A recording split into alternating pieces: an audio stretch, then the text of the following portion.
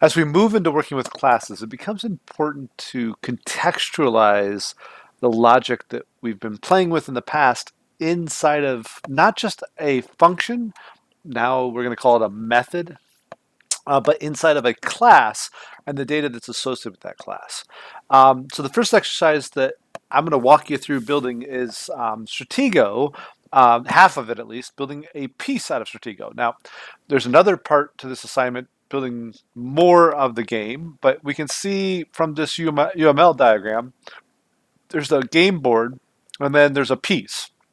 And so I want to just start with a real simple implementation of a piece and a tiny little bit of logic inside of a piece.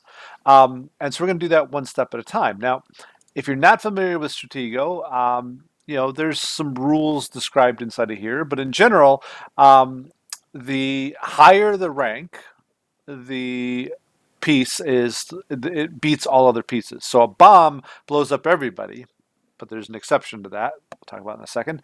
The Marshall is the highest ranked piece then, and the Marshall beats everybody else down below it. Again, there's an exception to that as well. If two pieces are the same rank though, and they fight, then they cancel each other out, and they both are taken off the board. So if a Marshall attacks any other piece, the Marshall wins. If the Marshall is attacked by any other piece, it wins. Unlike chess, if you play chess, or checkers, where any piece can take any other piece.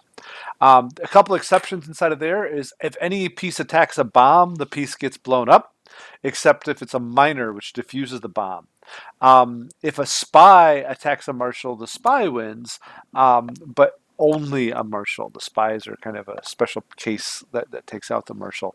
And so there's a few nuances like that we need to understand before going into it. Now, there's also some results of this where we can either have the attacker winning, the defender winning, or a tie.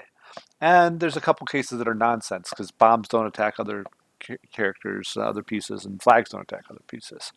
So given that general setup, how do we implement this piece? So let me get this out of the way. And so I have a piece class started for you. You don't have to build the whole class from scratch yet. That comes later. But pieces have, based off of the constructor I've built for you, they have a name and a rank and a color, and they're either active or not. A piece is active when it's placed on the board. It's inactive when it gets taken or loses a battle, and otherwise by some player move. Now, point to you as well, I also did a string function which will print out the details of this piece for you by saying the name of the piece of some color at some rank. So it will print that for you. So I've provided this details for you. What our task here today is we need to implement the get name, get rank, get color, is active, and attack methods. Um, so it's actually pretty straightforward, but I want to point one thing out that I'm doing differently here now that we're working in classes. This isn't going to be true for all the exercise, but for this exercise, since I'm guiding you through it, I want you to get used to the idea that sometimes when I build a class, it's going to be in a file all of its own.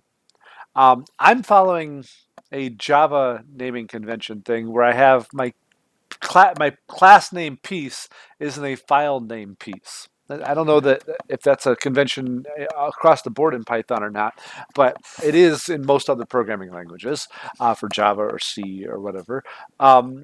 So I'm following that convention here.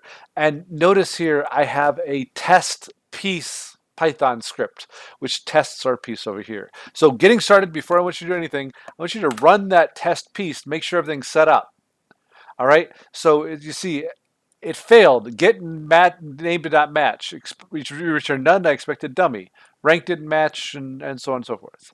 Um, I didn't actually set up the piece yet. Why? Well, because simply I'm returning none instead of the actual values that get returned here. We'll fix that in a second. But running that does a couple things. Number one, make sure you have all the files you need. Number two, hopefully it makes you understand the fact that you're going to have to go back and forth. Because if you forget to save this file and run your test, you might see errors that you fixed. You need to make sure you actually save the code. So you want to get used to that idea of moving between multiple files. And then, last and not least, is getting your ledger set up to say, hey, I'm ready to start coding now, and we get our time started. All right, so that's the setup. I want to make sure you're set up. So if you don't have this all up and working, no need to continue. So just go ahead and get all this working before you go off and continue.